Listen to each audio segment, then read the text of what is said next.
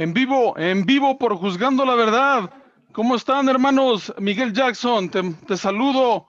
¿Cómo has estado? Muy bien, gracias. ¿Y ustedes? Excelente, gracias, mi hermano. Es un placer volverte a tener aquí en Juzgando la Verdad. En verdad estamos agradecidos con Dios por volver a darnos la oportunidad de hacer un segmento más contigo y qué más segmento más bueno que estudiar las escrituras y la formación del canon. Estoy muy agradecido por esto y también le mando saludos a mi hermano Paquito. Hola Paco, ¿cómo estás? Muy bien, hermanos. Me da gusto estar con ustedes en este tema interesante, hermanos. Dios los bendiga. Gracias, gracias. Saludos a todos los que nos están viendo por Juzgando la Verdad. Estamos aquí con Miguel Jackson, listos para comenzar. Miguel Jackson, dinos, ¿cómo has estado desde hace un año que empezó la pandemia? Yo estoy igual, nada ha cambiado para mí. Me gusta. ¿Te vas a vacunar? No sé, no lo he pensado mucho. No, ni sé cómo es el movimiento de eso. Creo que no hay suficientes para todos, ¿verdad? Entonces, no sé si tienen una subasta o si tienen una lotería. Yo no sé cómo lo están haciendo, pero yo creo Así, que ya las tuve loterías COVID, se hacen aquí entonces, en México con ¿qué el están presidente haciendo ahí? AMLO. ¿Qué hacen Sí, ahí? loterías, ¿Ah, sí? rifas. ¿Y tú te vas a vacunar? Pues si salgo en la rifa, no sé. A lo mejor se la paso a alguien que sí la quiera. ¿Y puedes hacer eso? ¿Lo permiten? Pues no sé, es que AMLO trabaja muy diferente a todos los demás presidentes. ¿Cómo, hablando de eso, cómo te ha ido con el nuevo presidente Biden? Es demasiado temprano para saber. No hay suficiente tiempo. Es difícil Muy saber bien. qué cosas van pasando que son causa de la presidencia o la administración de ellos y cuáles no. Es muy difícil saber. Por Pues yo ejemplo, la creo gasolina que, va de subida ahorita, el precio de ajá, gasolina, pero también tuvimos esa congelada. Entonces, quizá nada más fue eso. Es difícil saber. muy bien. Vamos a saber más, adelante, pero me imagino que es la misma cosa que con Obama. Y pues tú ya tienes experiencia, 8 años con esa administración y pues si es igual, yo creo que vamos a ver los mismos resultados. Lo que va a ser diferente es que el plan que tiene esta administración es su plan es de empujar la idea de género, las ideas de la teoría crítica, varias de esas cosas. Esto es lo que en realidad les importa ahorita. Ellos quieren Claro, hacerlo para que hombres que son trans pueden competir en deportes de mujeres. Todos son sus cosas muy importantes. Obama no era nada de eso. De hecho, cuando Obama fue elegido, él, él, um, él era el candidato que estaba en contra de matrimonio del mismo sexo. Eso fue la política de Obama. Él salió en contra de eso.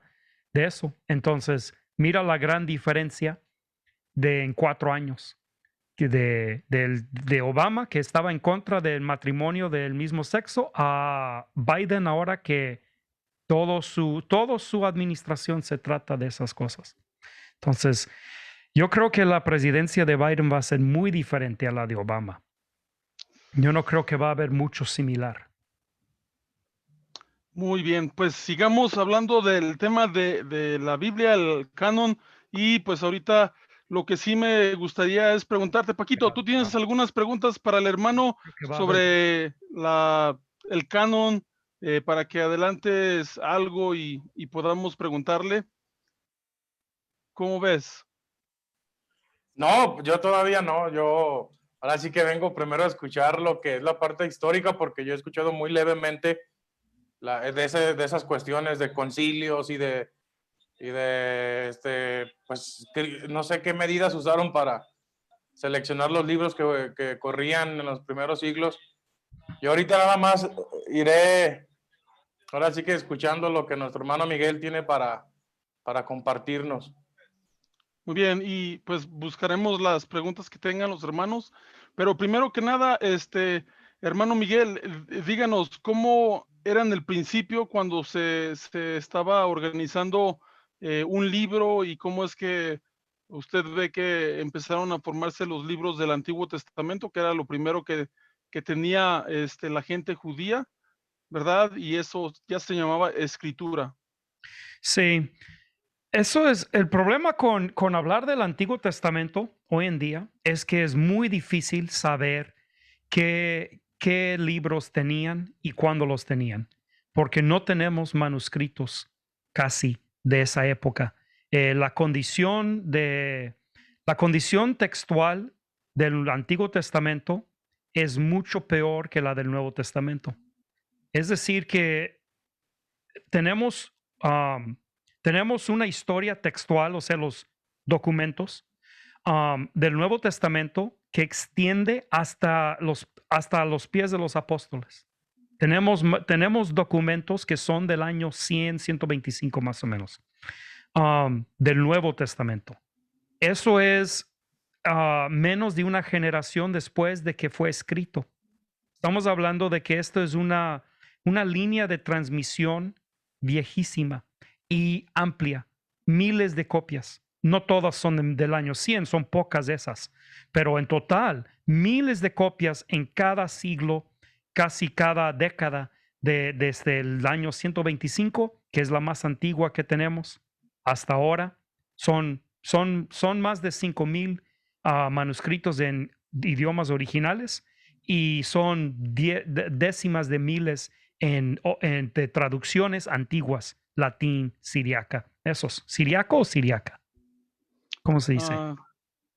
Yo creo que es siriaca. Ok. Y también hay arameo, griego, varias otras lenguajes que se hablaban, como dijiste, latín era la más común que se Sí, hay utilizaba para la muchos Biblia. en latín.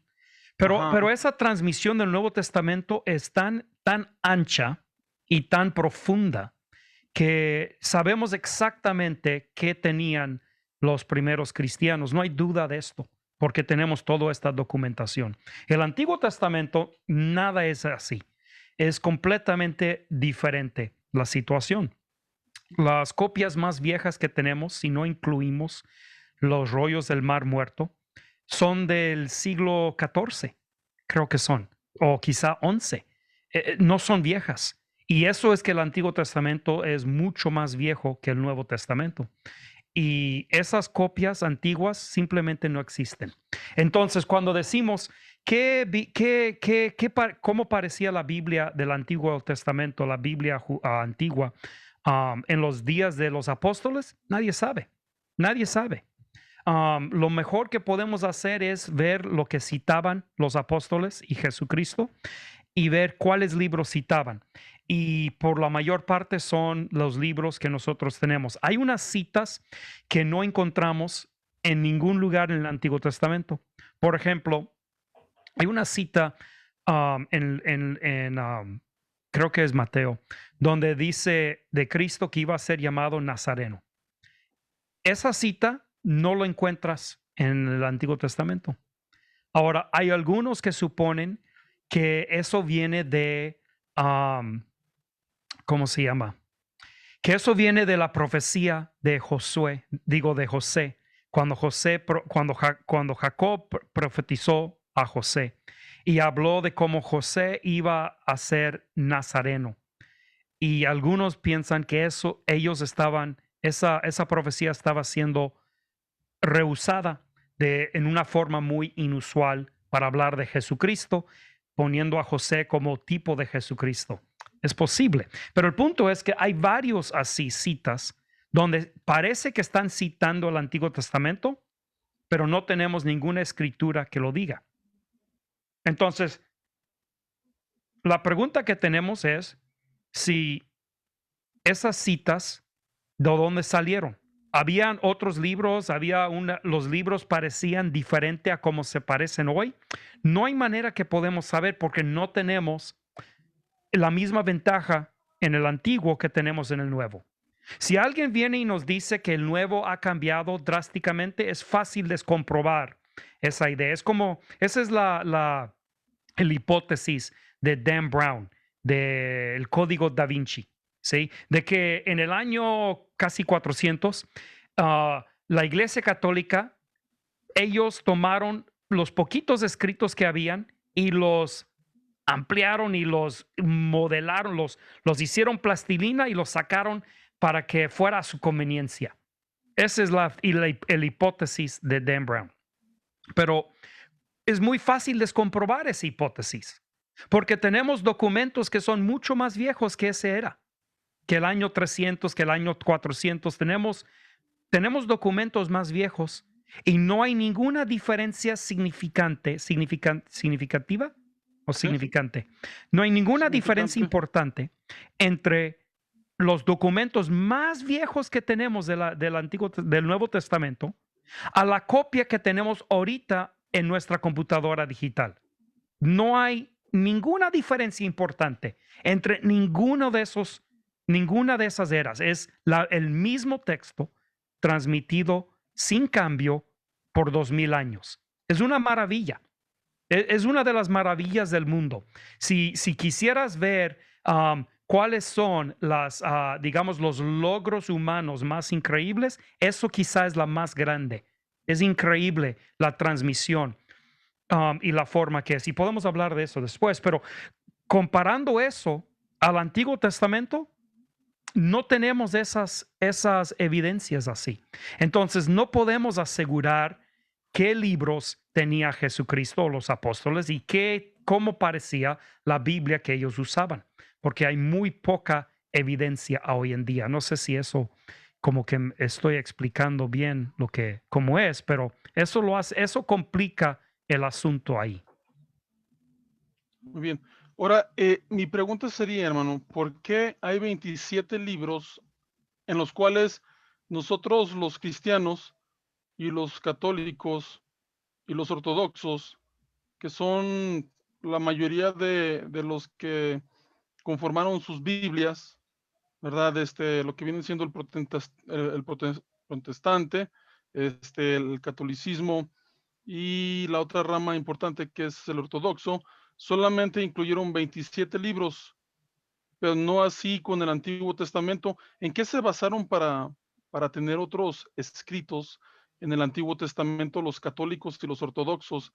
Ya que nosotros nos quedamos con los mismos libros que venían usando los judíos de su época. O sea que ellos solamente cargaban los libros, los escritos, los profetas y el Pentateuco Bueno, no sabemos eso. Ese es el problema. El problema con los libros deuterocanónicos o apócrifos es que no sabemos si los judíos tenían algunos de esos libros en su Biblia. No lo sabemos.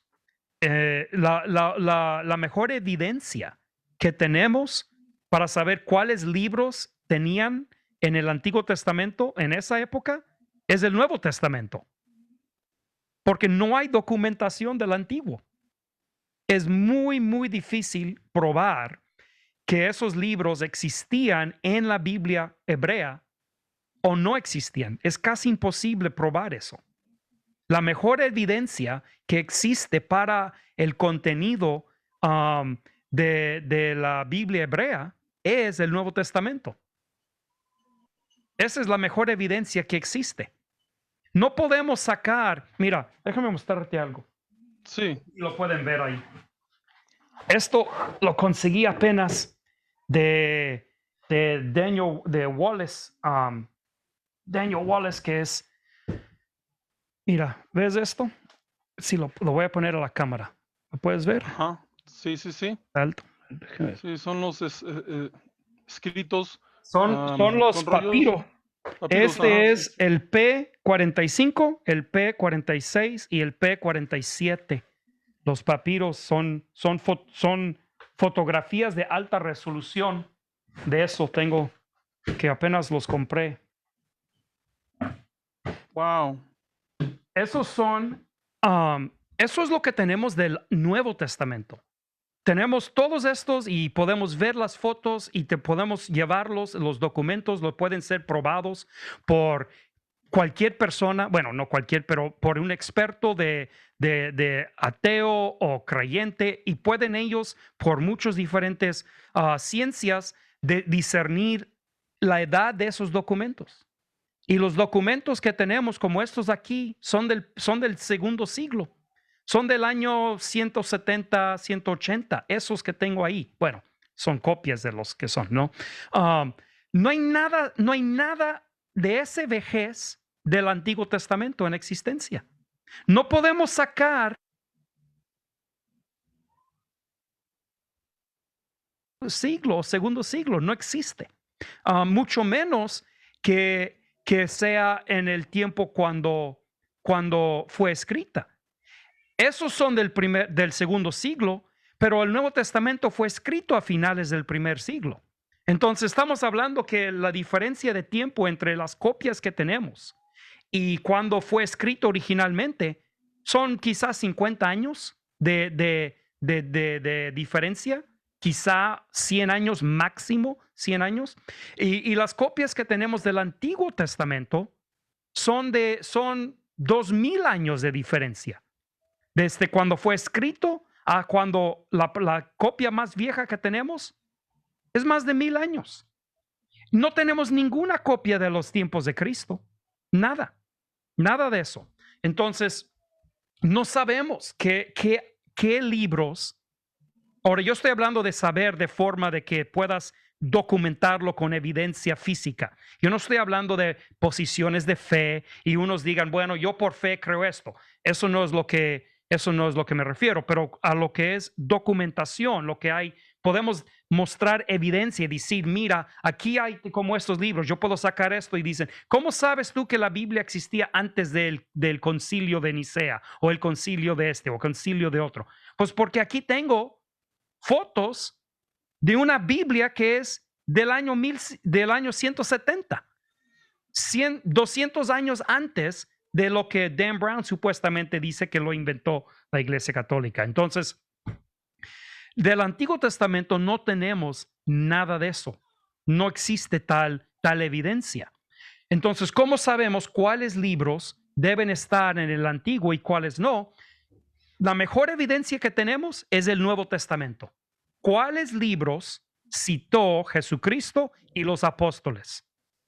Y eso es eso es la mejor evidencia que tenemos. Ahora, sí hay otras y podemos nosotros mirarlas, pero aún las otras evidencias, casi todas, son ligadas al Nuevo Testamento. Por ejemplo, podemos ir a los padres de la iglesia. Podemos hablar podemos hablar ay, se me fue el nombre. El que hizo la Vulgata. ¿Cómo se llama? ¿Erasmo? No, Erasmo es del año 1500, él hizo el texto recibido. Se me fue el nombre. Jerónimo. Jerónimo, gracias, San Jerónimo. Sí. Él en sus notas de cuando hizo la Vulgata, él tiene una discusión algo extensa sobre a ver, ¿estamos bien? Ok. Nomás un pedacito hacia atrás que te dejé de escuchar, pero ya está todo bien. Sí, yo vi un mensaje que dice que había problemas con mi ¿Audio? No, con el internet, pero creo que ya está bien, ¿no? Sí, yo te escucho muy bien y la Okay. transmisión también la estoy checando aquí en mi otra computadora y todo está bien. ¿Está bien? Ok. ¿Sí? Entonces, lo que estoy diciendo es que este Jerónimo habla sobre los libros apócrifos, pero él es un padre de la iglesia cristiana, o sea, dices, bueno, esa es otra evidencia. Sí, pero está ligada al Nuevo Testamento. ¿Dónde está la evidencia de antes del Nuevo, independiente del Nuevo, sobre el canon del Viejo? Hay muy poca, es muy interesante eso. Entonces, Hoy en día podemos ver que los judíos solo aceptan los 39 libros, aunque ellos los tienen agrupados diferentes. Sí, Para ellos son 22 libros, sí, no son 39, pero son el mismo contenido. Ellos ponen, por ejemplo, ponen Samuel y Reyes juntos, ponen los profetas menores, todos son un solo volumen, o muchos de los profetas menores. Entonces, ellos agrupan los libros en otros libros, pero el contenido de ellos es el mismo contenido ahora que tenemos en la Biblia cristiana, la Biblia protestante. Y no hay que yo sepa de algún canon hebreo aceptado por hebreos que se parece a la católica. Entonces, pero esa es todo evidencia del Nuevo Testamento. Todo eso es de evidencia del Nuevo o evidencia muy, muy reciente. Por ejemplo, que en el siglo XIV para acá, los Bloomberg aceptaban los 39 libros. Eso es el siglo XIV. Entonces, eso es muy reciente. Eso no es evidencia vieja. Y los católicos, si tú lees, y hay algunos lugares donde puedes buscar esto, pero si tú lees los argumentos a favor del canon católico, son muy fuertes. Tienen ellos buenos argumentos. Y ¿cómo se llama?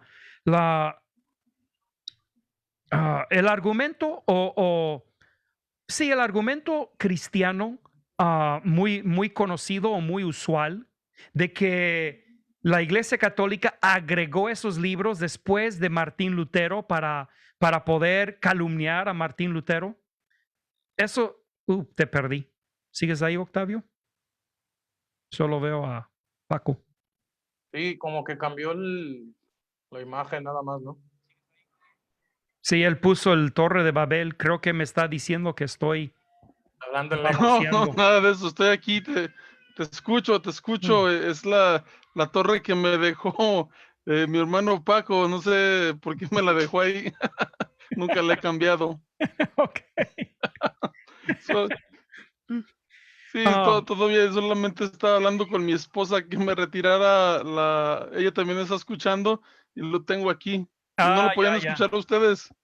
Yo estaba escuchando todo lo que decía Miguel ahorita y todo lo que decía hace 5 segundos. Ok, ya. Perdón. No, está bien. ¿En dónde íbamos? En el Hace 5 segundos. argumento cristiano de... Sí. Y yo no sé cuántos dicen esto, pero lo he oído muchas veces, entonces vale la pena de una vez desmentirlo. Que dicen algunos cristianos demasiado celosos que lo que pasó es que la Iglesia Católica agregó estos libros al Antiguo Testamento para poder luego calumniar a Martín Lutero y decir que él las quitó. Eso simplemente no es cierto. Por ejemplo, la mayoría de esos libros apócrifos están en las copias más viejas que tenemos del Nuevo Testamento, que es el Siniático y el Vaticanus. Esos dos manuscritos del siglo IV, esos contienen esos libros. Entonces, Biblias cristianas contenían la apócrifa mucho antes de Martín Lutero. Martín Lutero los excluyó, no los agregó. La Iglesia Católica no los agregó. Ellos están tomando la posición de que los documentos más viejos que tenemos de la Biblia contienen esos libros. Estamos hablando de la Septuaginta, estamos hablando parece que lo tenía, pero por sí no hay duda de que el Siniático lo tiene, el Vaticano lo tiene. Estos manuscritos muy viejos contienen los libros apócrifos. Entonces los católicos dicen, si la historia cristiana es aceptar esos libros, debemos aceptarlos. Y la mayoría de los padres de la iglesia no hablan en contra de esos libros. De hecho, algunos hablan a favor y hubo argumentos sobre eso. Jerónimo tuvo ese argumento. Ahora, Jerónimo, aunque no es conclusivo su opinión sobre el asunto, pero porque él lo dialogó más como un erudito que como un fanático de una opinión. Entonces él como que habló de los dos lados y como que quiso dar la información para que el oidor haga una decisión. Pero parece que él estaba más del lado de que no había buena evidencia en su día de que los judíos aceptaban esos libros. Otra buena evidencia de ese día es Flavio Josephus, y él también menciona de los 22 libros aceptados. Nadie hizo un canon en esos días que dijeron, estos son los libros que se encuentran en mi Biblia que tengo en mi mano. Pero puedes recompilar más o menos ese tipo de cosa, y eso es más o menos lo que tenemos de ellos, de Josephus y de Jerónimo. Tenemos una lista que parece muy similar a los 39 libros. Pero, por ejemplo, el libro de Bel y el dragón, ese en realidad es nada más parte de Daniel. Entonces, ¿cómo sabemos si esa parte existía en la Biblia hebrea como parte de Daniel? Por ejemplo, si ellos dicen, la Biblia hebrea contiene el libro de Daniel, ¿qué parte de Daniel? ¿Sí? ¿Contiene la parte adicional que ahora le llamamos Bel y el dragón y ponemos eso como deuterocanónico? ¿O no lo contenía? Pues nadie dice, contiene Daniel y solamente tales capítulos. No tenemos ese tipo de documentación o información. Entonces, en mi opinión, el argumento católico es muy fuerte para la inclusión de los deuterocanónicos del Antiguo Testamento. Y es por eso que lo tienen. Y tomar y usar este asunto como un palo para darle a la iglesia romana, en realidad es actuar en mala fe. Porque si los católicos estaban interesados en hacer la Biblia a su modo, ¿por qué no agregan los libros como el Evangelio de María? ¿No crees que un católico le gustaría tener un libro escrito por María en la Biblia? ¿Por qué no tener más libros de Pedro? Porque hay muchos libros del Nuevo Testamento deuterocanónicos, y muchos de ellos son escritos supuestamente por Pedro. Pedro es el primer papa. ¿No crees que la Iglesia Católica le encantaría tener otros 10 libros de Pedro? Entonces, Sí. no encontramos la iglesia romana, en mi opinión, no los encontramos actuando en mala fe, porque ellos no reciben muchos libros que uno pensaría que un católico actuando en mala fe recibiría. Más bien, ellos toman estos manuscritos viejos, estos documentos viejos, y aceptan el canon que representan en esos libros, en esos manuscritos. Y el canon del Nuevo Testamento en los manuscritos es absoluta. Son 27 libros. Ahora, hay algunos manuscritos que contienen menos, pero casi no puedes encontrar un manuscrito que contiene más. ¿Sí? Entonces, por ejemplo, los manuscritos muy viejos, muchos de ellos omiten Apocalipsis. Apocalipsis era de mucho debate por muchos años. Entonces, manuscritos viejos, muchos de ellos omiten Apocalipsis. Algunos omiten Segunda de Pedro, Judas quizá, Segunda de Tesalonicenses algunos. Hay así algunas de esos libros que eran contenciosos por algo de tiempo. Pero no encuentras en ninguno de ellos el Evangelio de Tomás. Simplemente no aparece en ninguna agrupación de libros. O sea, podemos encontrar documentos del Evangelio de Tomás, pero no encontramos donde ellos agruparon los evangelios en un libro que contiene más que los 4.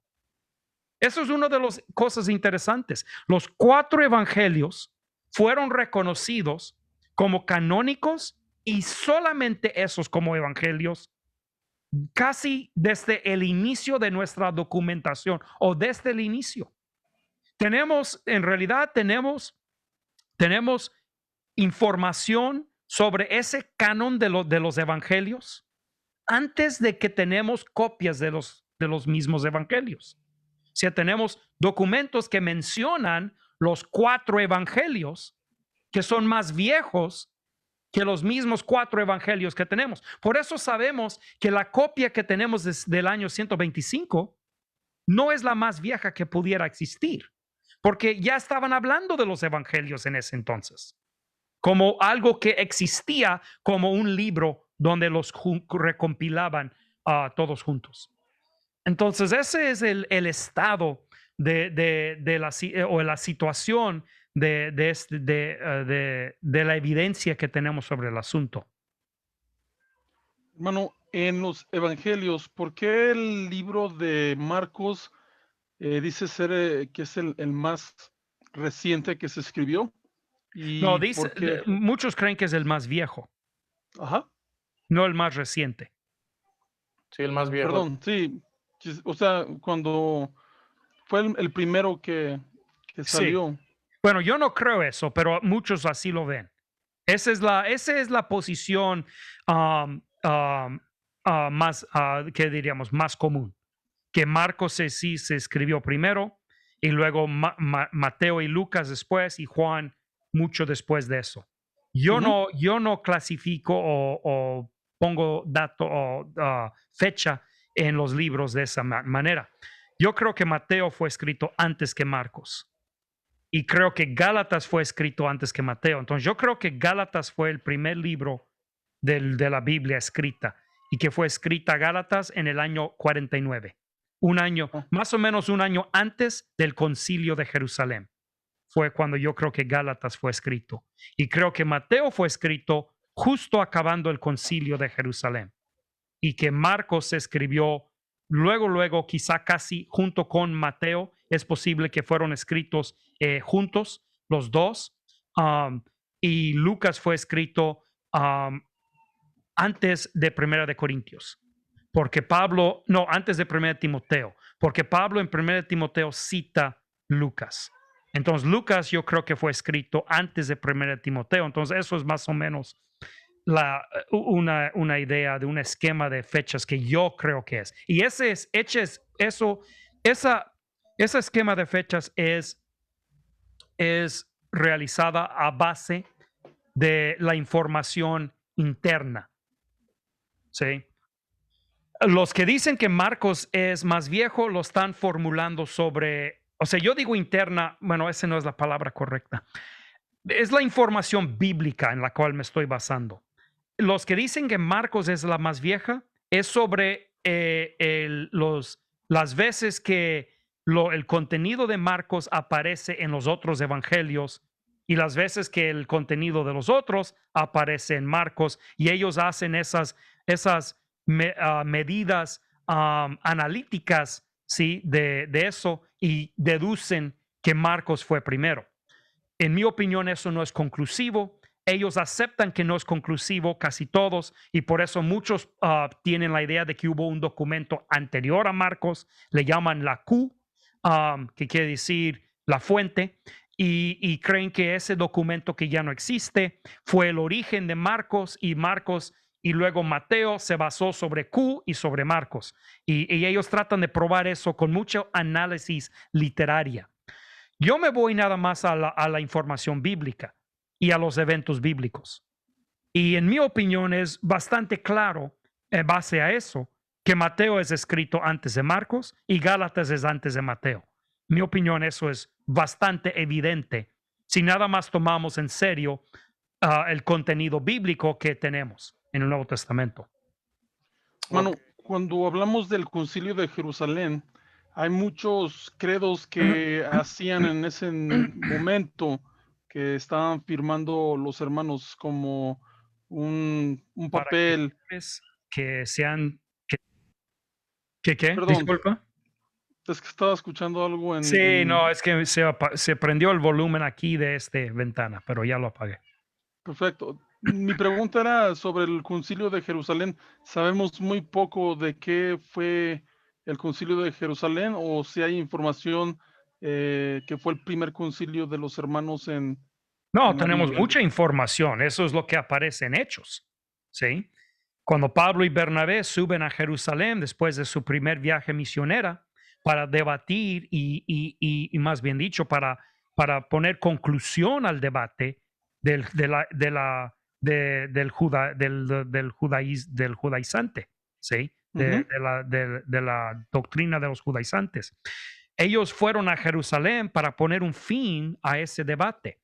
Y es lo que pasó. Eso fue un fin, ¿sí? Después de eso no hubo ninguna disputa en la iglesia cristiana sobre el judaísmo y el lugar del judaísmo en la iglesia y el lugar del gentil en la iglesia. Todo eso fue concluido. Después del concilio de Jerusalén, los únicos que están debatiendo sobre si el gentil tiene que guardar la ley de los judíos son los incrédulos, son los herejes, son los únicos. Todos los verdaderos creyentes ya no. Antes de eso sí, sí. Antes de eso había verdaderos creyentes que no estaban convencidos. Y ellos fueron y lo debatieron y llegaron a una conclusión y todos aceptaron esa conclusión. Ya después de eso, ya los únicos que quedan debatiendo el asunto son los infieles, son los herejes, son los contumaces, ¿sí? Son los que Pablo llama los perros. Son los únicos que quedan. Entonces, ese concilio fue muy exitoso y tenemos lo que pasó y quiénes hablaron y cómo quedaron convencidos. Todo está ahí en Hechos.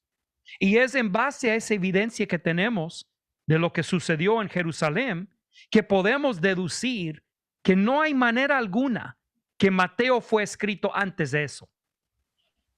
Si uno lee el Evangelio de Mateo, el Evangelio de Mateo es distinta a los otros tres. Si tú examinas Mateo de una forma de literatura, parece muy similar a Marcos y muy similar, poco menos, pero aún muy similar a Lucas, ¿sí? Ujú. Pero en cuanto a su contenido doctrinal, no se aparecen nada.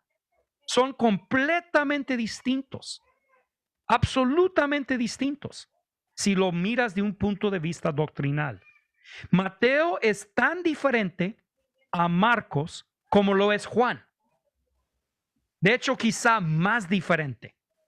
Porque aunque todos relatan, Mateo, Marcos y Lucas, relatan las mismas historias, Mateo llega a conclusiones diferentes, muy diferentes. Mateo es el único evangelio donde los gentiles son presentados de forma favorecible, bajo buena luz. Y Mateo no incluye las partes de los otros donde los gentiles son menospreciados. ¿Sí? Mateo es el único, Mateo habla más de los gentiles que todos los demás evangelios combinados. Habla mucho de los gentiles. Entonces, cuando uno lee Mateo, se da cuenta de que un autor está escribiendo, yo creo que fue Mateo, pero el autor de Mateo está escribiendo este libro con la idea de que los gentiles son aceptados tal como son al evangelio y a la iglesia y al reino. Nadie antes del concilio de Jerusalén creía eso. Eso era el debate. Nadie antes del concilio de Jerusalén va a escribir lo que fue escrito en Mateo. Que los gentiles van a creer, que van a ser recibidos aún y que los judíos van a ser rechazados. Es lo que Mateo dice. Y lo dice varias veces y de muchas maneras. ¿Quién escribe eso antes del concilio de Jerusalén? Nadie. Entonces uno se pregunta desde una perspectiva doctrinal, ¿por qué fue escrito el Evangelio de Mateo? Fue escrito para demostrar con las palabras y hechos de Cristo que los gentiles realmente habían sido invitados al reino, aceptados al reino, y que Cristo por su muerte los había facilitado su entrada. Y que todo eso era doctrina de Jesucristo. Porque ¿cuál es la acusación que tenían los judíos en contra de esta doctrina? La acusación era que eso era doctrina de Pablo. Pablo inventó todo esto de gentiles y que no tienen que convertirse y no tienen que judaizarse. Ese es ese Pablo, ese metiche Pablo, ese problemático Pablo. Mateo es escrito para decir, esto no lo inventó Pablo, no lo innovó Pablo. Esto lo dijo Jesús. Lo dijo muchas veces. No nos entraba. No podíamos entenderlo cuando lo dijo, pero ahora que lo vemos suceder, nos damos cuenta. Ahora ya vemos y ya hablamos entre todos y nos acordamos. Es como, esa es la misma situación como cuando fueron los dos hombres al camino a Emmaus. ¿Así se dice en español? Emmaus, Emmaus. Sí, Emaús. Sí. Emmaus, gracias. Los que iban en camino a Emmaus. Eso es la misma situación, que cuando por fin abrieron sus ojos y vieron quién era Cristo, entonces empezaron a poder entender todas las profecías que habían escuchado todas sus vidas. Podían escucharlas y podían ver, entenderlas. Era la misma situación. ¿Cómo es? Ustedes que están oyendo esto, hagan esto. Vayan y lean Mateo esta semana. Léanlo de la perspectiva de qué dice Cristo acerca de los gentiles. Y cuando terminas de leer Mateo, piensa, ¿cómo pudieron esos hombres escuchar todo esos enseñanzas sobre ese punto? Y terminar pensando que los gentiles no podían entrar a la iglesia o que los gentiles tenían que ser judíos o que los gentiles no eran recibidos. Uno no se puede imaginar y sin embargo así funciona el asunto, ¿no? Somos ciegos a las cosas que no entendemos. No importa cuántas veces lo oímos. Podemos oír algo todo el día. Pero si no lo entendemos, es como si no lo escuchamos. Nuestras orejas se hacen ciegas. Entonces eso es lo que sucedió con los apóstoles. Pero cuando ya en el concilio de Jerusalén, Pablo y Pedro explicaron este asunto, como dicen en español, les cayó el 20. ¿Sí? ¡Pum! Dijeron, Cristo habló de esto muchísimas veces. Y ellos escribieron esa documentación, la vida de Cristo, las palabras de Cristo, pero desde la perspectiva de documentar que el evangelio a los gentiles era la innovación de Cristo. Mateo es uno de los libros más importantes del Nuevo Testamento. Por varias razones, pero esa es una de las grandes razones. Okay. Hermano, adelante, Paco, tú. Hablar un poquito sobre qué es lo que han estudiado, hermano, en cuanto a los criterios que se usó para, por ejemplo, solamente conservar 4 evangelios, porque según a lo que yo había leído de los tratados de Ireneo, él habla de que circulaban uno que era el verdadero evangelio y no sé qué más literaturas a nombre de los apóstoles. Y según esto dicen que él fue el que seleccionó únicamente que quedaran 4, que Mateo, Marcos, Lucas, Juan. Y él simplemente da una respuesta de que así como los vientos van tienen 4 direcciones, norte, sur, este y oeste. Y dice, así como Dios se mueve entre 4 querubines, así también solo hay 4 evangelios. ¿Hay algo de esto, hermano, que usted ha visto o ha leído? Sí, yo he leído de todos esos. pero él, no nada más es él, casi todos, de hecho, no hay ninguna evidencia que yo he encontrado, por lo menos no sólida, de cualquier que acepta cualquier otro evangelio. Ireneo no inventó ese canon. Él habló de ese canon, él lo hizo más, hizo sus motivos o causas como místicas. Hablaban de que en Apocalipsis tienes a un hombre y un águila y un león y ¿cuál es el otro? El becerro. ¿Mande? El becerro. Un becerro, exactamente. Y ellos dicen, esos representan los cuatro evangelios. Pero esa es la cosa. Ellos estaban, ese canon ya existió.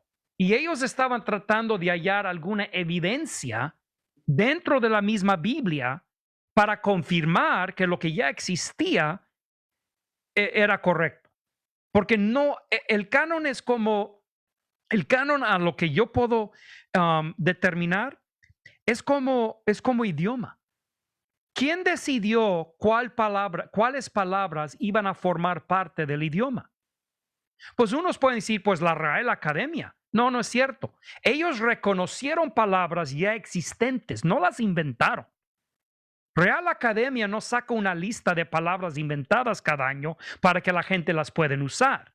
Ellos documentan lo que las personas ya están hablando. Y uno se dice, pues ¿de dónde salen esas palabras? Es muy difícil saber de dónde salen. Estas palabras salen y empiezan a tomar uso y empiezan a cambiar sus significados, empiezan a arraigarse y de repente tienes un idioma. Y lo más que puede hacer un cuerpo oficial es documentar lo que existe orgánicamente. Y esto es lo que encontramos con, por ejemplo, lo que dices tú, Paco, el canon de los evangelios. Toda la evidencia que existe es que ese canon ya existía, ya eran aceptadas. Yo creo personalmente que esos libros fueron aceptados como inspirados desde el momento que fueron escritos, igual como los escritos de Pablo lo fueron.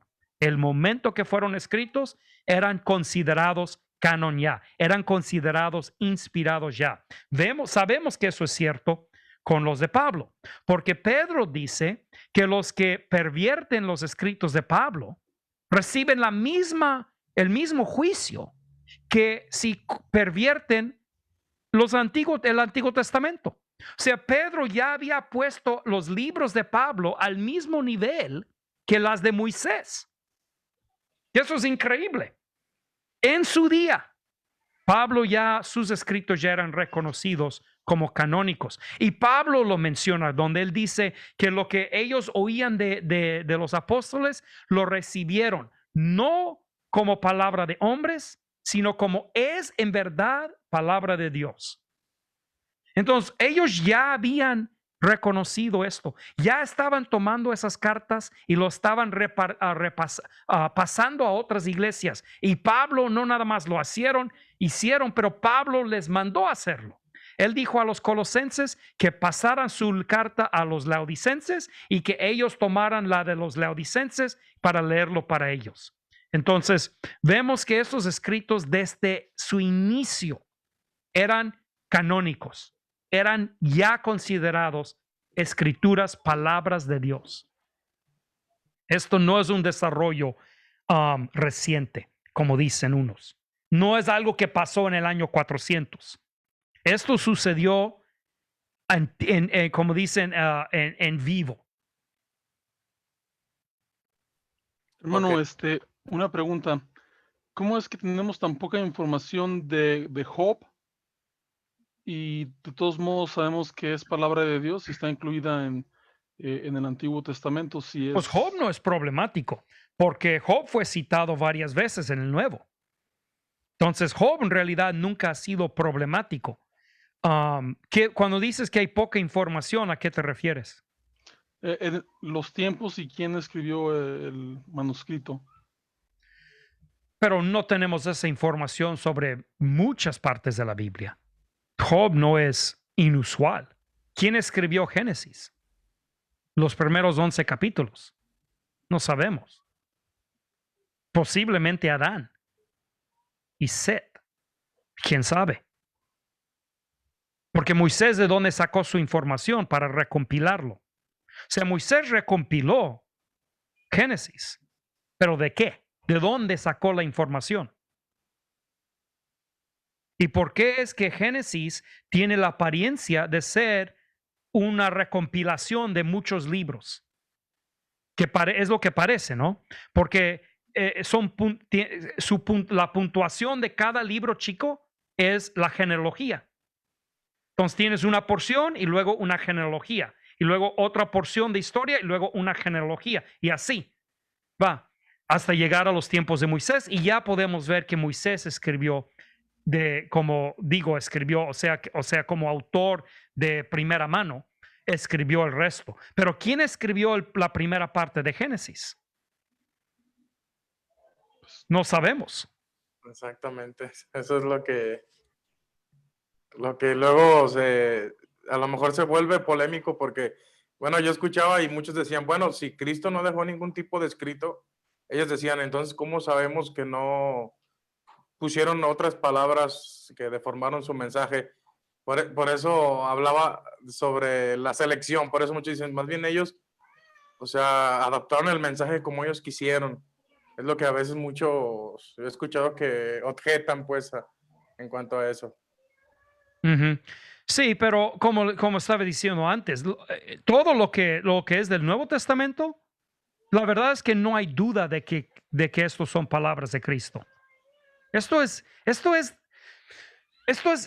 lo más cerca de incontrovertible que existe. Déjame darles una ilustración de esto. Si tú tomaras alguna obra vieja, digamos ¿cómo se llama? La Odisea, el libro La Odisea, y sacaras todos los documentos originales o viejos que existen de esa obra, sería un montoncito como de 1 metro de alto. O sea, los papeles mismos, si tú pudieras nada más ponerlos encima uno del otro y poner todos los documentos viejos que tenemos de ese libro, sería como 1 metro de alto. ¿Qué tan alto crees tú que serían los mismos documentos, pero del Nuevo Testamento? Muy alto, altísimo. Adivina. Wow. 100 metros. La altura de la Torre de la Reforma sería en México. Wow. ¿Cuánto? ¿Cuántos metros son? Yo ni sé cuántos Se me metros son. olvida, pero es muy alto. Esos nada más son los manuscritos que llamamos los originales. Eso es la cantidad.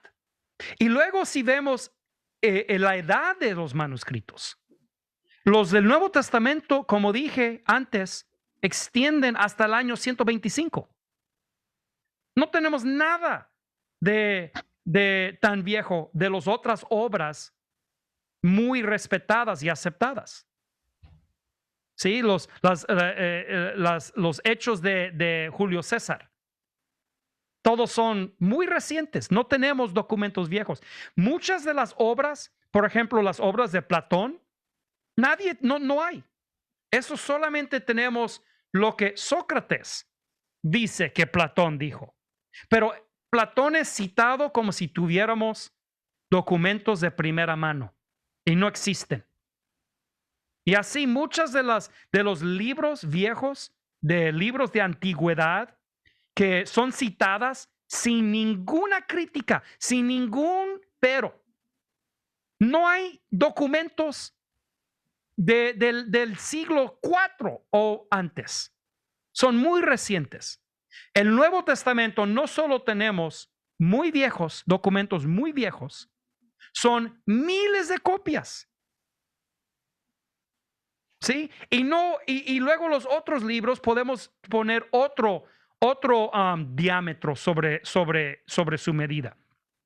Los otros documentos todos vienen de regiones muy pequeñas. Todos vienen de una sola región en el mundo. Pero las copias del Nuevo Testamento las encuentran regadas por todos lados. Y encuentran una copia en Egipto y una copia en Siria y una copia en algún otro lado y los comparan y son idénticas. Comparan una copia del año 100 a una copia del año 1100, son idénticas. Estamos hablando de que esta esfera de la documentación, de esta esfera de la documentación del Nuevo Testamento es enorme en 4 dimensiones por lo menos. Ninguna otra obra le llega a eso, ni cerca. Sí, es verdad. Entonces, a lo que vamos con el canon y la escritura, hermano, es que en verdad tenemos un documento bien preservado, muy preservado, que Increíblemente hoy en bien día preservado, sí. lo podemos igualar a hace 2000 años y como dijiste, no hay variaciones, todo es relativamente lo mismo. Ujú.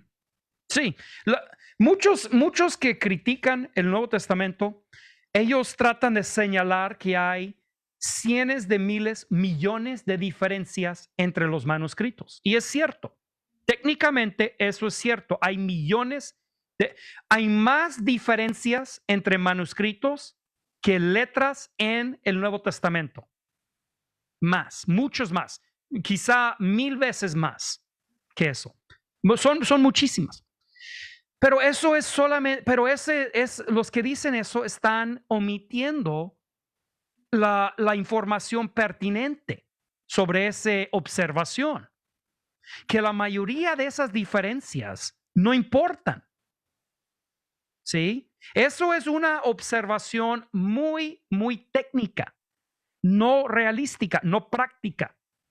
Por ejemplo, si yo escribo algo y yo escribo y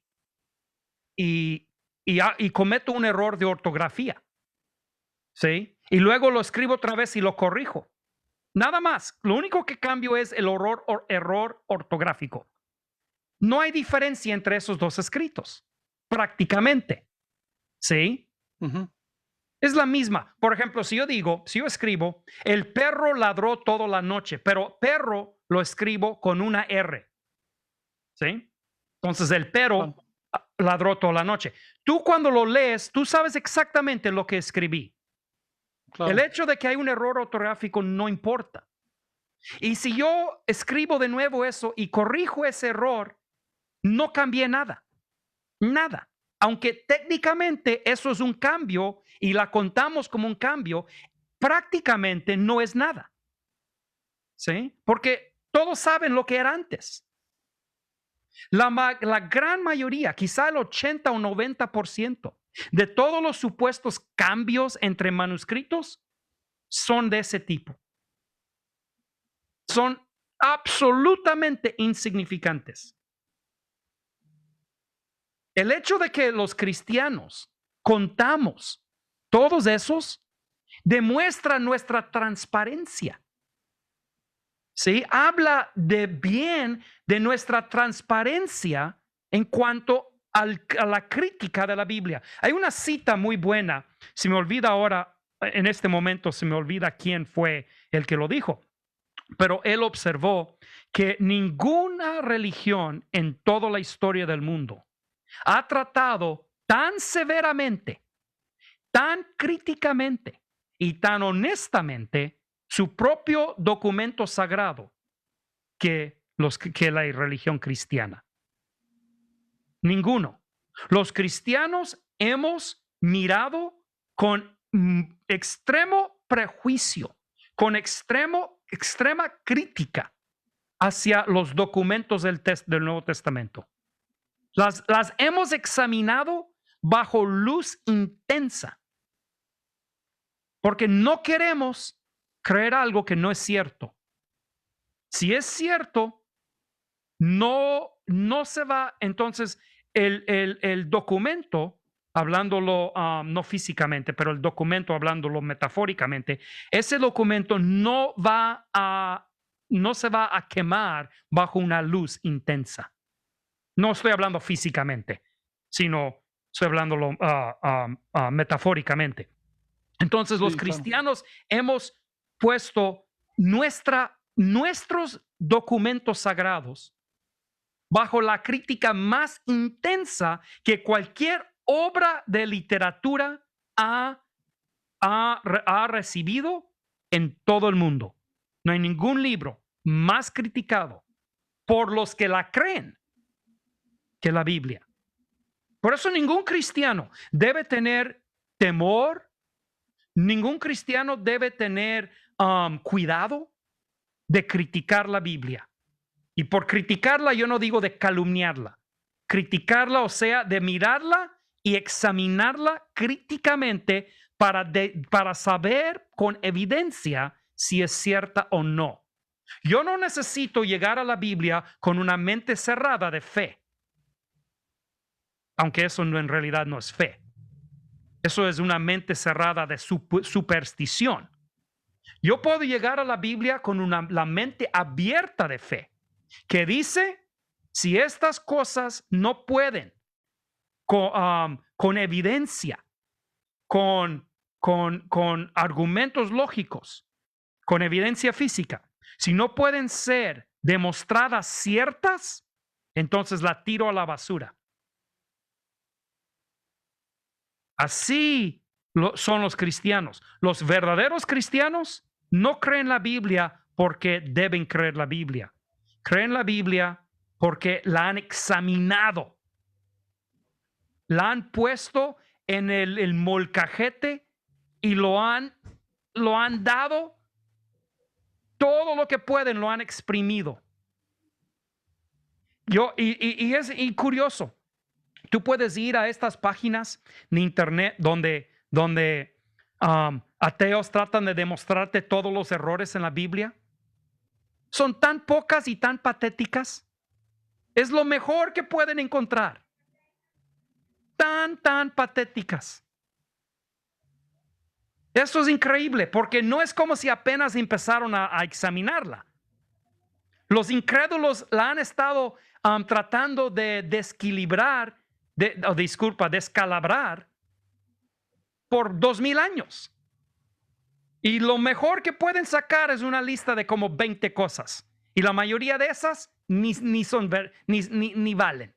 Son completamente absurdas. Entonces, aun si digamos, nada más vamos a estipular que esas 10 cosas que mencionan tienen razón. Hay 10 errores en la Biblia, digamos. Eso está muy bien. 10 errores en toda la Biblia es lo que pueden encontrar. Es lo que tienen, 10 errores. Sí. Se me hace bastante bien. Aunque yo no creo que tienen razón en esas, pero está bien, digamos que sí.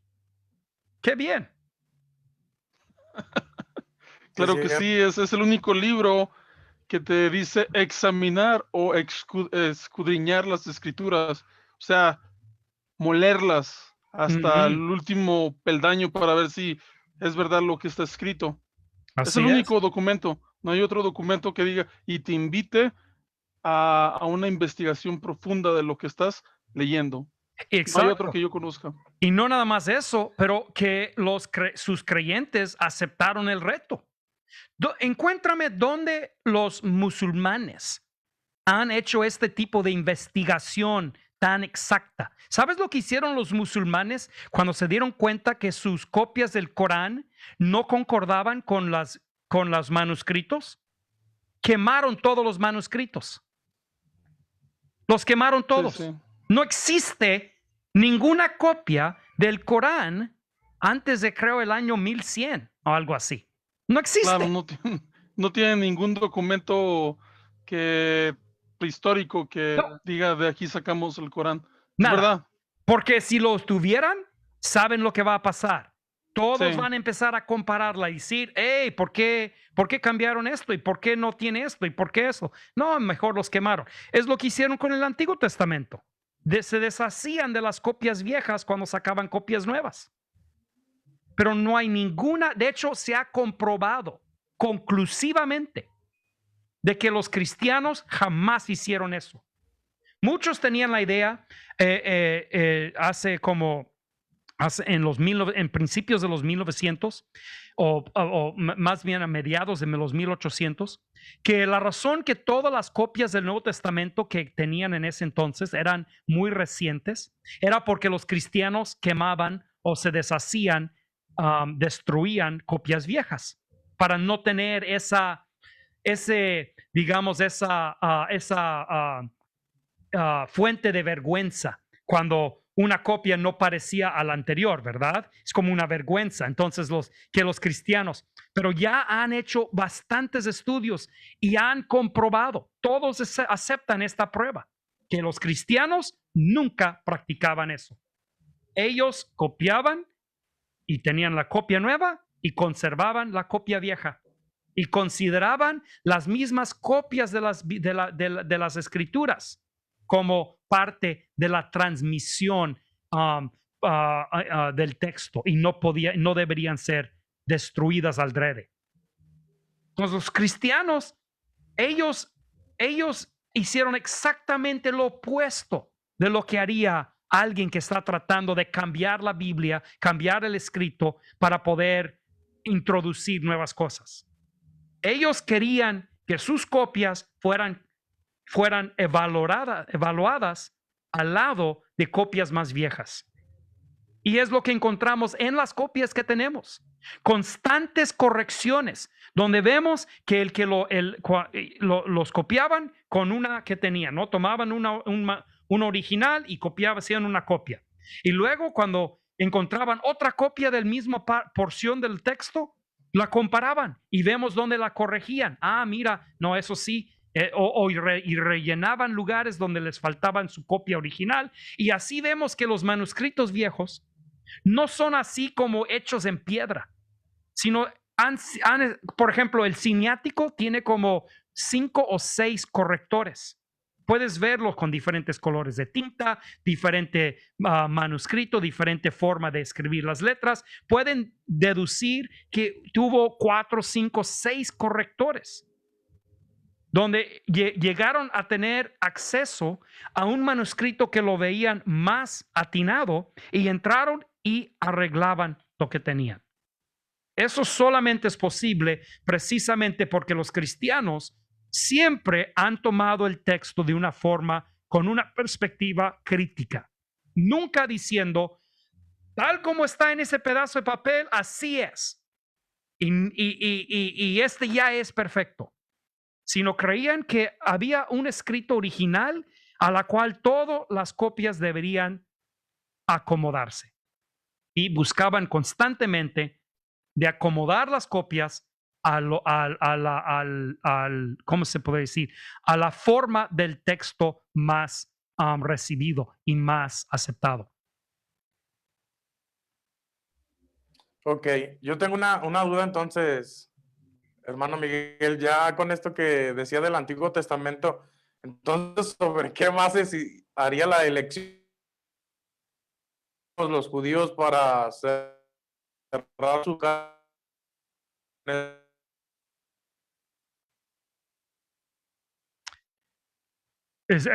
Rompiste mucho, pero creo que lo que me preguntaste fue sobre en qué base en qué se basaron los judíos para establecer el canon del Antiguo. ¿Sí es lo que dijiste? Sí. No sabemos. Sí, fue eso. No sabemos en qué se basaron. Simplemente no hay documentación de ese proceso. Y como ellos no conservaban sus copias viejas, no podemos trazarlo como hacemos con el nuevo, donde encontramos, digamos, un rollo y ese rollo tiene tales libros, pero vemos que donde podría venir Baruch, ha sido cortado y pegado o algo por el estilo. Eso es lo que tenemos en el Nuevo. En el Nuevo tenemos estos documentos así, donde podemos ver donde ellos han arreglado cosas. metido cosas que les faltó en su primera copia, quitado algo que les sobró. Todo eso podemos documentar y a través de miles de copias así podemos decir, mira, este es lo que aceptaban como verdadero y aquí están las evidencias. El Antiguo Testamento simplemente no hay la materia prima para poder hacer ese tipo de determinación. La mejor cosa que tenemos para el Antiguo Testamento es el Nuevo. ¿Cuáles libros citaron los apóstoles y Jesucristo? Pues no citaron ningún libro apócrifo, ninguno. Eso es una gran razón que los cristianos prehistóricos, o sea, los cristianos antes de Martín Lutero, ¿sí? Si tomamos que el canon protestante toma no toma forma concreta con Martín Lutero. Antes de eso, los cristianos podían ver y decir, pues, que ellos nunca citaron Baruch, Tobías, estos libros de deuterocanónicos, pero citaron casi todos los 39, con la excepción de, digamos, Ruth, Esther. Hay como 4 libros que no citaron en el Nuevo Testamento. Se me olvida cuáles son ahora. Pero son como 4 libros de los 39 que ellos nunca citan. Entonces, eso es muy buena evidencia de que esos libros que ellos citan, pues esos hay que aceptarlas, porque ellos los aceptaban. Pero eso es evidencia del Nuevo Testamento. Ok, interesante porque a veces nosotros usamos el argumento de que nosotros tenemos los mismos libros que los judíos como un argumento a nuestro favor.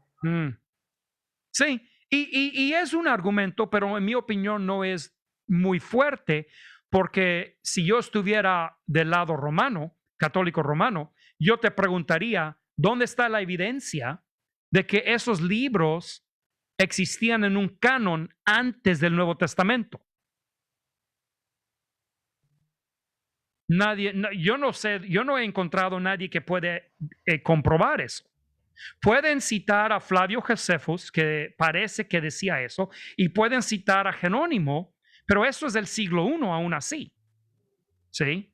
Entonces, ¿dónde está la evidencia de que el canon de los 39 libros hebreo preexiste la Septuaginta?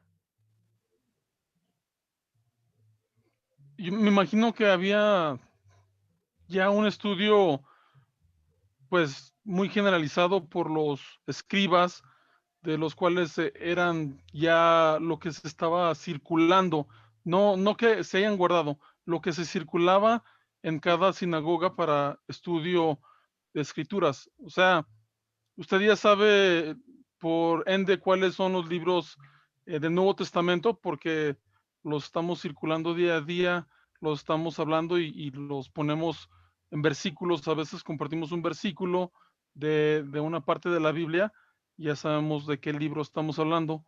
¿No sería así la misma frecuencia o secuencia que utilizaban los judíos en las sinagogas? Porque me imagino que todas las sinagogas no podían completar todos los libros que tenían en aquellos años por cuestiones de copias. No existían todas las copias y se abrían más sinagogas cada día, ¿verdad? Para darle igualdad a su ley, aparte de que todavía tenían sus tradiciones y esas sí las guardaban muy bien también. Sí, pero el problema es que nada de eso es documentado antes del siglo I, antes del siglo IV. Muy poca documentación de estas cosas. Lo más fuerte que he encontrado, que no es basado en el Nuevo Testamento o los eruditos del Nuevo Testamento, es Flavio Josefus, que no fue cristiano. Y no es conclusivo, nada más hay esa... Él habla de los libros de ellos y como me los menciona, y habla de la ley, los profetas y como las agrupaciones, como los conocemos ahora, él los menciona así. Entonces da a entender que él conocía un canon como la que conocemos en la Biblia hebrea actual. Pero no tenemos la documentación para decir, pues mira, aquí encontramos un rollo del siglo III antes de Cristo y no contiene la apócrifa. Lo que sí tenemos es la Septuaginta, que sí contiene la apócrifa. Y parece que Jesucristo y los apóstoles citaban la Septuaginta. Y esa contiene la apócrifa a como la conocemos ahora. Sin embargo, nunca citaron la apócrifa ellos.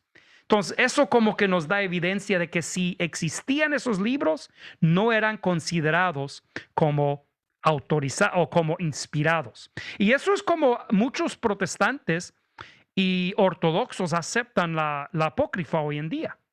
Lo aceptan como libros históricos, pero no libros inspirados. Por eso la Biblia antigua en inglés, en su origen, contenía la apócrifa también, pero lo contenía en medio de los dos testamentos, como literatura adicional. ¿Sí? Entonces, muchos cristianos toman la apócrifa como ese tipo de cosa. Y mira, yo creo que hay cristianos que oyen deuterocanónicos o apócrifa y piensan que estos libros son herejes. No lo son. Yo no tengo ningún problema con esos libros. En realidad, a mí no me importaría usar una Biblia que tiene la apócrifa o no. No me importaría. Yo no tengo ningún problema con esos libros, no tengo ningún problema con el contenido de esos libros. Yo sé que uno dice, no, es que esos libros obviamente no son inspirados. Yo los he leído y para mí no es tan obvio que no son inspirados. Dicen, ay, es que dicen cosas locas. También lo dice el resto del Antiguo Testamento. O sea, el Antiguo Testamento contiene muchas cosas locas, cosas que uno dice, ¿qué? Pero no las dudamos porque ya los creemos inspirados.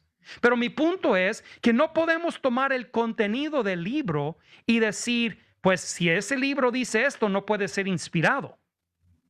¿Sí? Eso es un argumento muy convenenciero. Porque no lo hacemos con ninguna otra parte de la Biblia. No tomamos el libro de Judas y decimos, pues esto no puede ser inspirado.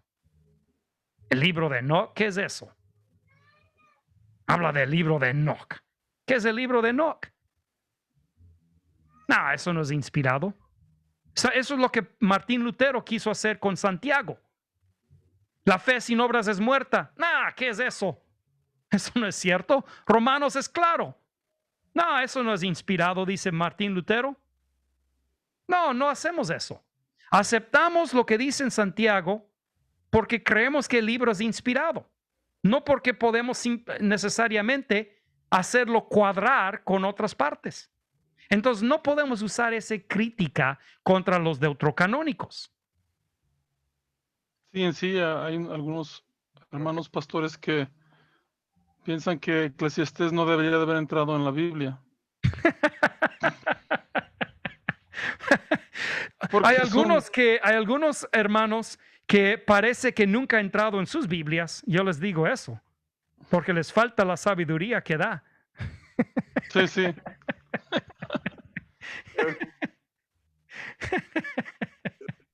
Pero entonces, hermano Miguel, ¿cuáles serían las cuestiones por las cuales yo había escuchado que las últimas cartas en aceptarse como tal del Nuevo Testamento fue Apocalipsis, Hebreos y Santiago? Creo que no sé si Santiago cabe en eso. Yo creo que Santiago fue recibido mucho antes, pero fue Apocalipsis, fue el último. Por lo mismo, nadie sabía cómo hacer esa caber, es tan rara. Si tú quieres leer cosas raras, lees Apocalipsis. Es rarísimo, ¿sí? Y Hebreos, el problema con Hebreos fue que no sabían quién era el autor, porque no dice, ¿sí? Y la idea era que si el autor es Pablo, es inspirado. Si el autor no es Pablo, ¿quién sabe? ¿Sí? Entonces hubo mucho debate sobre quién escribió Hebreos. Y por fin, básicamente, la conclusión fue, Pablo escribió Hebreos y por lo mismo debe estar en la Biblia. Y esa es la razón que el título que las Biblias tienen, donde dice Hebreos, epístola de Pablo a los Hebreos. Esos títulos, muchos piensan que esos títulos nada más los pusieron los imprentas. No es cierto. Esos títulos aparecen en manuscritos muy viejos. Esos títulos son viejísimos. ¿Sí? Eso no es algo que la imprenta o el publicador de tu Biblia, de tu edición, inventó para hacer parecer bonito al inicio de la página. Esos títulos son viejísimos, casi igual de viejos que el mismo texto. Entonces, por lo mismo, los cristianos dijeron, bueno, la evidencia que existe es que Pablo escribió ese libro. ¿Por qué? Porque no hay ninguna copia que diga la epístola de Pedro o la epístola de Apolos o la epístola de otra Clemente. Ninguno. Esas son muchas teorías que gente tiene. Pero no hay ningún manuscrito que tenga ese título. Hay unos manuscritos que no tienen título. Pero si tiene título, dice que es de Pablo. Entonces ellos aceptaron ese legado, ¿sí? Aceptaron esa tradición vieja y dijeron, pues, entonces es de Pablo, entonces debe estar en la Biblia. Una que fue muy disputada, yo creo, fue Judas, por lo mismo que es muy duplicado a Segunda de Pedro. Entonces, Segunda de Pedro y Judas casi son idénticas. Y muchos pensaron, pues, ¿por qué va a estar Judas en la Biblia? Eso parece ser una mala copia de Segunda de Pedro. Parece que alguien quiso copiar Segunda de Pedro y no fue muy bueno para copiar y sacó Judas, ¿sí? Entonces unos pensaban, pues Judas más bien nada más debe ser considerado como una versión de Segunda de Pedro.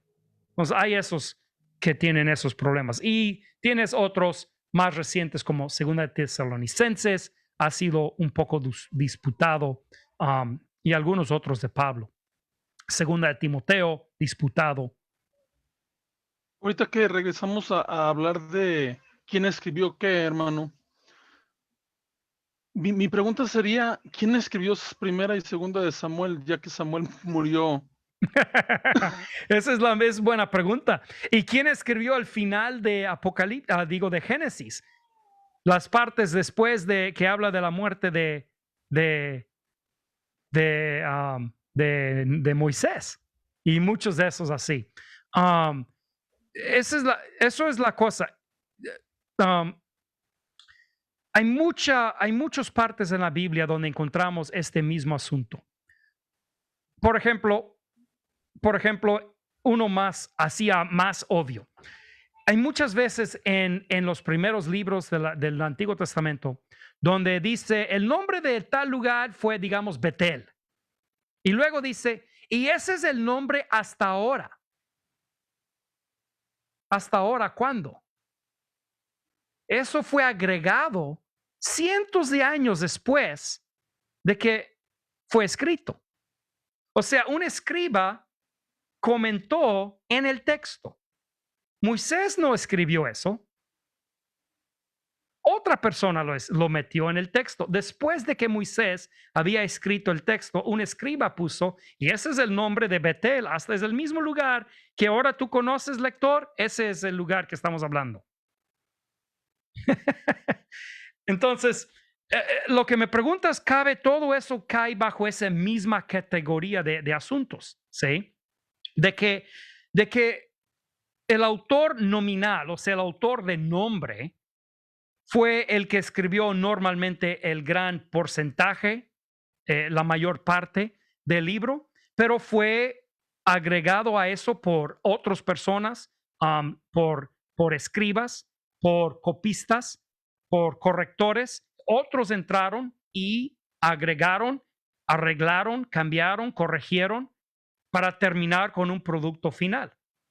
Ese es muy similar al proceso moderno, donde si tú escribes un libro, el editor va a editarlo, va a sugerir y hacer muchos cambios. Tú vas a ver esos cambios y vas a aceptar o rechazar y van a dialogar sobre otros y llegar a acuerdos. Y luego el publicador lo va a leer y él va a sugerir cambios. Y al final del día van a imprimir tu libro y va a decir escrito por Octavio, pero la verdad es que 20, 30, 50 personas tuvieron mano en el producto final.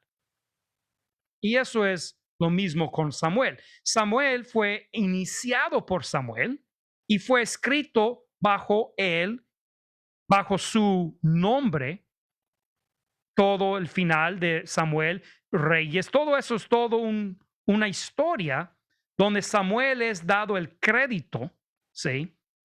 Por eso, pero Samuel es simplemente el primer participante de un equipo de autores. Por eso en la Biblia hebrea es conocida como los libros de los reyes, no como Primera de Samuel. Son 4 libros de los reyes en la Biblia hebrea. Primera de Samuel es Primera de Reyes, Segunda de Reyes, Primera de Reyes es Tercera de Reyes y Cuarto de Reyes es Cuarto de Reyes. Digo, Segunda de Reyes es Cuarto de Reyes. Entonces nosotros la llamamos de Samuel, pero no dice así en las copias, en las originales que tenemos. Muy bien, hermano. A comparación que estábamos comparando escritos antiguos o supuestamente escritos que tienen divinidad como el Corán, tenemos un escrito de las tablas de Moroni, que no tiene nada que ver con la Biblia. Pero, No, es buena pregunta, porque eso es a lo que iba antes, de ilustrando, ¿no? José Smith, según esto, encontró placas de oro, los tradujo y sacó el libro de Morón, digo, sí, pues sí, marrón, digo, así se diría en inglés. eso fue de muy mala fe. Muy mal chiste. Sí, el libro de Sí. Mormón. El Mormón, sí. Yo quiero decir otra palabra, pero eso sería majadería. No.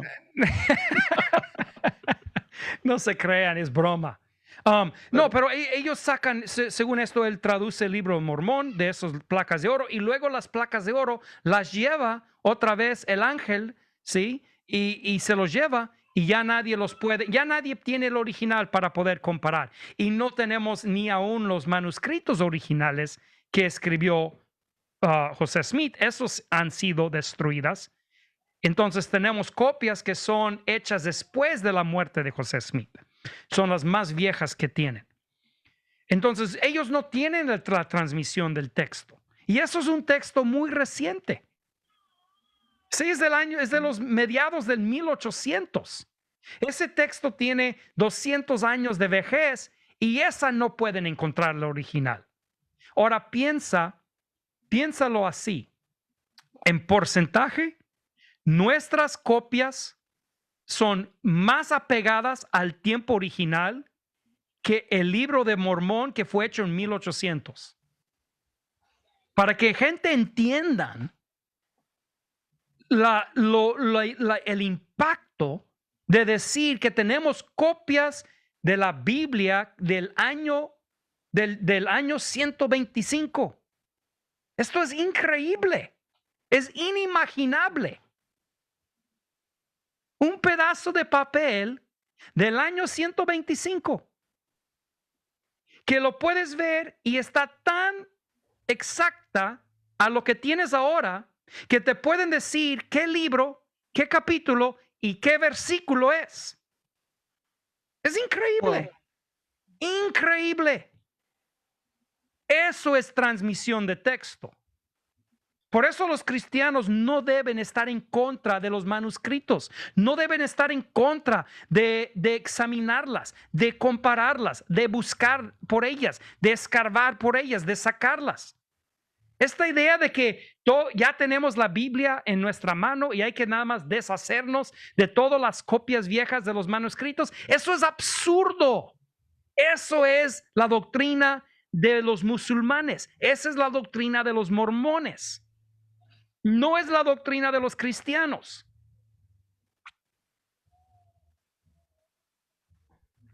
Muy bien, muy bien. ¿Qué te pareció, Paco?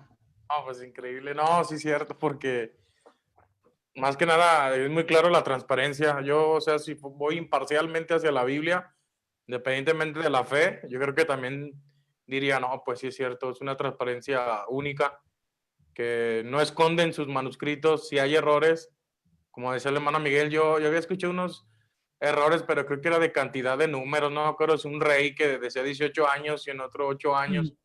Y eso, Sí, pero esos no son, eso es buena observación o buena que lo mencionas, porque eso es donde tenemos que examinar los diferentes tipos de lo que es un error. Hay errores de contenido, ¿sí? Podemos decir, por ejemplo, un rey en un lugar dice que el rey tuvo 18 y en otro lugar dice 8. Dices, esa es una contradicción. Ok, pero no es un error en la transmisión del texto.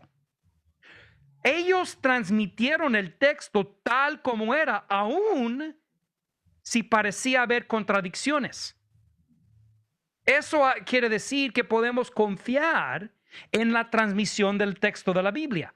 Porque aun cuando encontraban contradicciones supuestas en el texto, no la cambiaban, las dejaban. Cuando encontraban errores de gramática, las dejaban. Porque hay errores gramaticales en el texto original. Porque los autores de la Biblia no eran perfectos. Tenían errores ortográficos, errores de gramática, y los que copiaban la Biblia dejaban esas cosas, no las arreglaban. Solamente arreglaban eso si creían que era por causa de un copista, no del original. Si se daban cuenta que era original el error, lo dejaban.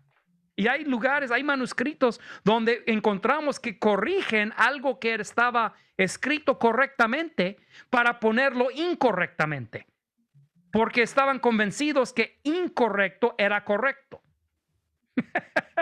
¿Sí ves? Pero eso es error de transmisión en comparación a error de contenido. ¿Sí? Y no puedes usar uno para descreditar el otro.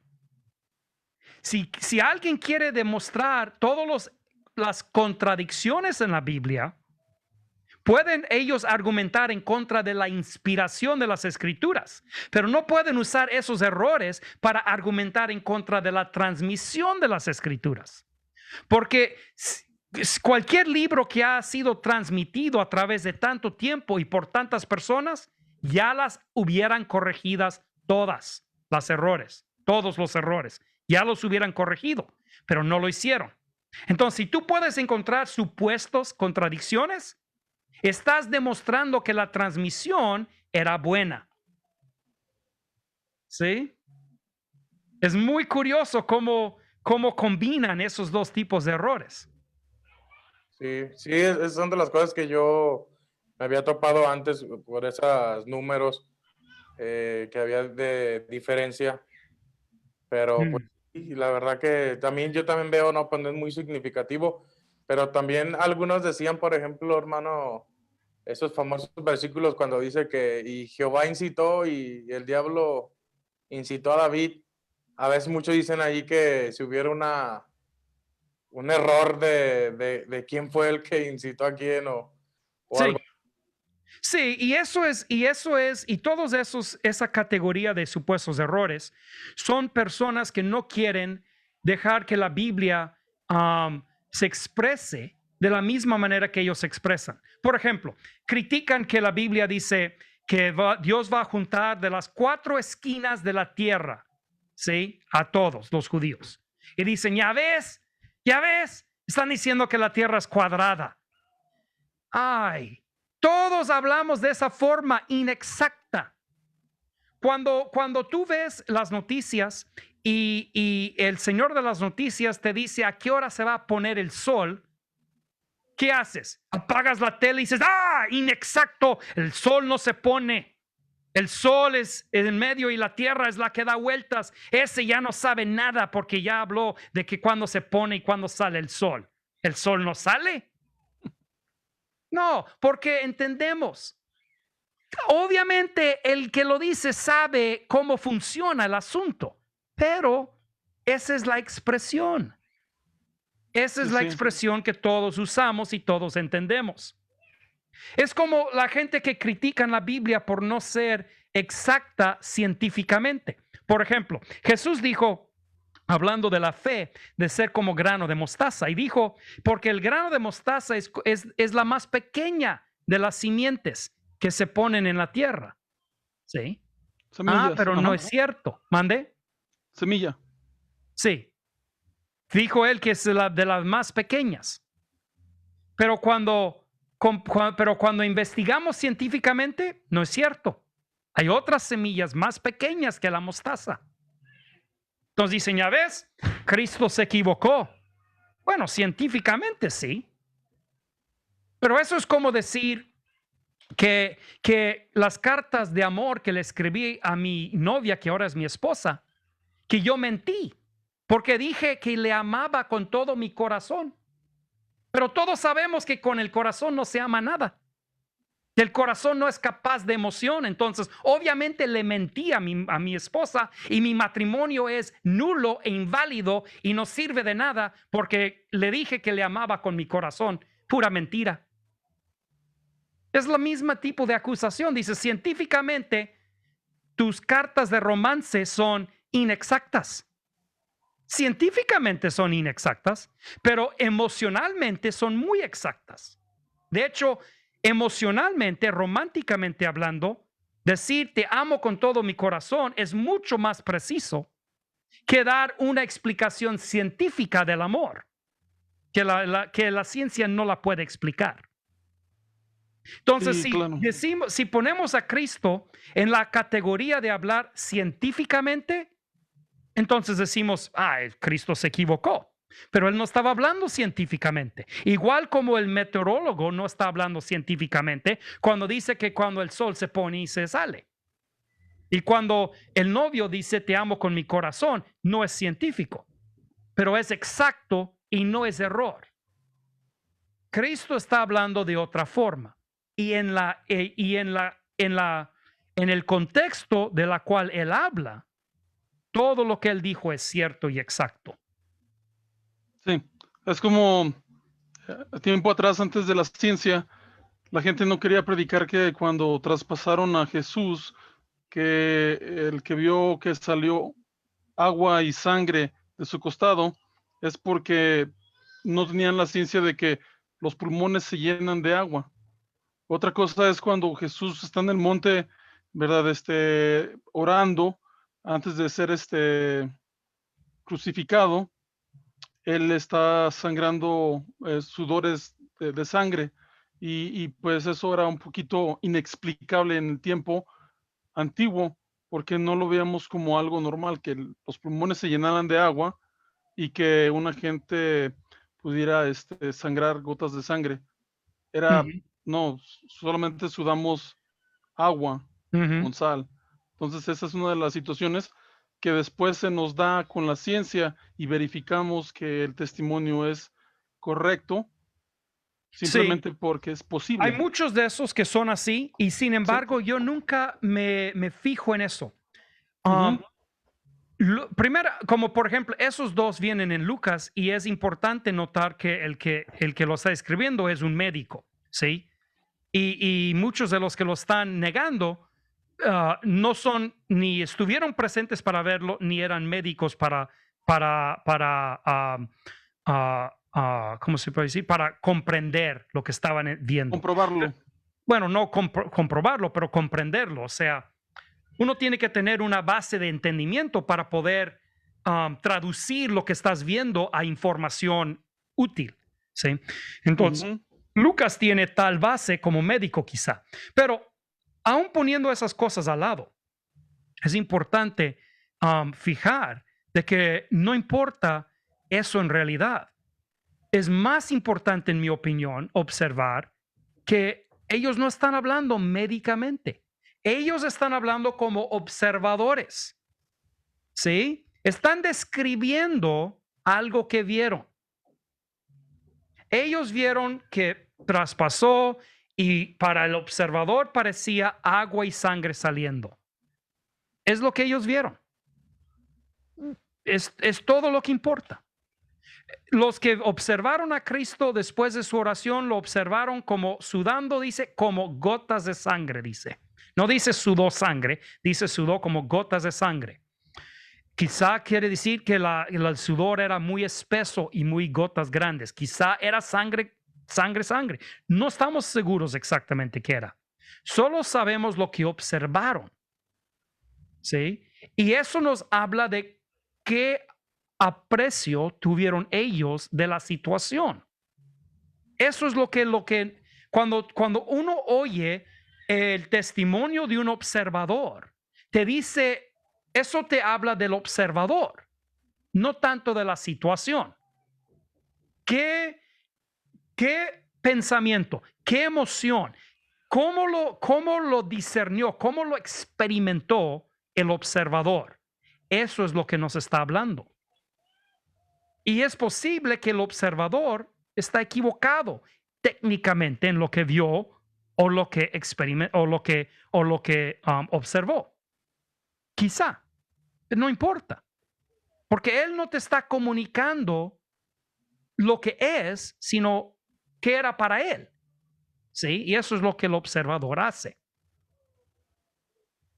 Sí, Te sí. da la oportunidad de entrar virtualmente en su lugar y experimentar la situación como si fueras él.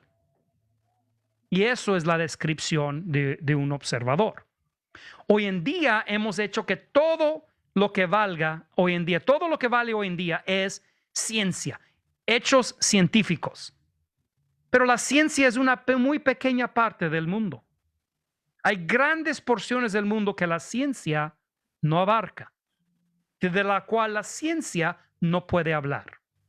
La ciencia te dice de dónde sale un bebé, pero no te dice cómo crear un bebé. ¿Sí? Ujú. Bien. Muy bien, hermano. Había Paco, pregunta. ¿cuáles preguntas tienes sobre el canon o las escrituras? Sí, yo quería comentarle al hermano Miguel sobre una porción del texto de Hebreos que yo también una vez vi sobre objeciones judías.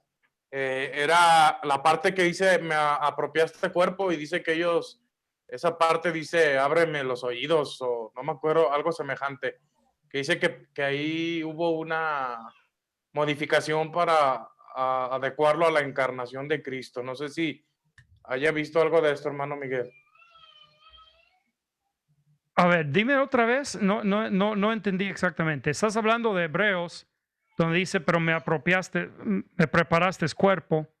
Ajá, cuando dice que me preparaste cuerpo, y que algunos judíos dicen que no, que lo que dice ahí es ábreme los oídos, me abriste los oídos, algo así. Y ellos dicen que eso fue una modificación para una adaptación a la doctrina de encarnación Sí, de Cristo. sí, hay varios de esos. Ese es Hebreos 10:5. Más me apropiaste cuerpo, y hay debate sobre dónde sacaron esa cita, pero hay muchas de esas citas así en el Nuevo Testamento que no sabemos de dónde lo sacan o cómo es que lo están interpretando de esa forma. Y los judíos tienen derecho a quejarse de que los autores del Nuevo Testamento parece que fueron un poco ligeros con las citas, los tomaban muy ampliamente, ¿sí? Muy generosamente hacían. Ahora, en mi opinión, la queja no es legítima. O sea, tienen derecho a la queja, es razonable, pero no es legítima. Porque si tú vas y tú lees la manera que esos mismos judíos interpretan el Antiguo Testamento, es absurdo. Déjame darte una idea de lo que estamos hablando, de esto. En Nueva York, en Manhattan, una de las islas de la ciudad de Nueva York, tienen un alambre como digamos, un alambre de acero en postes, como postes de teléfono, que da la vuelta a toda la isla de Manhattan, todo, sin rotura. Y cada viernes, un rabino tiene que entrar a su coche y dar la vuelta a Manhattan y asegurar que no se ha roto el alambre en ningún lado, que sigue intacto en toda la vuelta a la isla. Porque ellos interpretan la ley de Moisés, que dice que no puedes cargar palos, solamente es si los cargas fuera de tu reja. Si estás dentro de la reja, puedes cargar tus cosas. Entonces, todos los judíos que viven en Manhattan, que son millones, para que ellos, creo que son millones, son muchos, para que ellos puedan seguir cargando sus paquetes y todo, ellos hicieron una reja alrededor de Manhattan que consiste de un solo alambre 2 o 3 metros de alto en el aire. Y eso es una interpretación de los judíos del Antiguo Testamento. Entonces, aunque sí entiendo la queja del versículo, digo, oye, por favor, ¿de dónde lo aprendieron? Aun si esta es una interpretación un poco exagerado, no es nada como la que ellos están sacando. ¿Sí? Ok. Sí, sí, algo de eso también, de cuando dicen de que no comerás al cabrito en la leche de su madre, que ellos interpretan que no pueden comer la carne y la leche, ¿no? Pues lo que hacen con esa es que cada hogar judío tiene que tener 2 fajías, uno para carne y uno para productos lácteos. Porque un judío nunca puede saber si la mantequilla que está usando salió de la vaca que está cocinando. Entonces, como no se puede saber, tienes que cocer los productos lácteos en una vajilla que lo tienen aparte y los que son para carne los tienen acá, y todo cocina judía ortodoxa tiene doble en sus vajillas. ¿Sí se dice vajillas? Sus sartenes y todo eso. Sus leyes de Sí, entonces, sí, yo, regresando a lo que dices, esto de Hebreos 10:5 lo he visto, lo he investigado, y es difícil ver cómo es que lo están viendo, pero al mismo tiempo, el hebreo es un idioma muy generosa en sentido. No tienen vocales, entonces las palabras pueden ser múltiples, ¿sí? Y entonces, ¿quién sabe? Yo tengo que nada más decir, pues Pablo era un experto de la ley y él así entendió ese pasaje. Entonces, yo lo acepto. Yo creo que él es mucho más experto de la ley que cualquiera de los expertos de hoy en día. Y si volviendo al punto, hermano Miguel, los documentos del Antiguo Testamento, si cobran validez porque aparecen en el Nuevo Testamento, entonces no sería, en este caso, más fiable de que probablemente se entendía ese texto como viene ahí en Hebreos.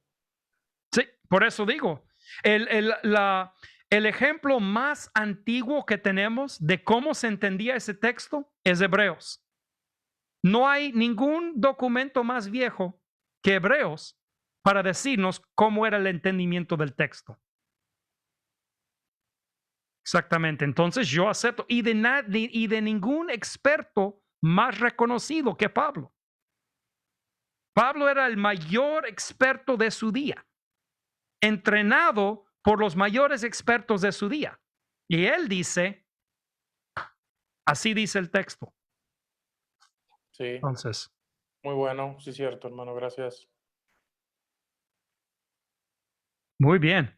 Bueno, hermanos, pues yo tengo que concluir. Quiero ¿Qué dices? mandar un saludo. Yo creo que vamos a terminar el segmento del canon para poder concluir. Queremos decirle a los oyentes que la próxima semana nos va a acompañar Miguel otra vez para hablar de otro tema interesante, que es la parábola de Lázaro y el rico, porque es parábola para nosotros, pero para mi hermano, ¿cuál es su posición?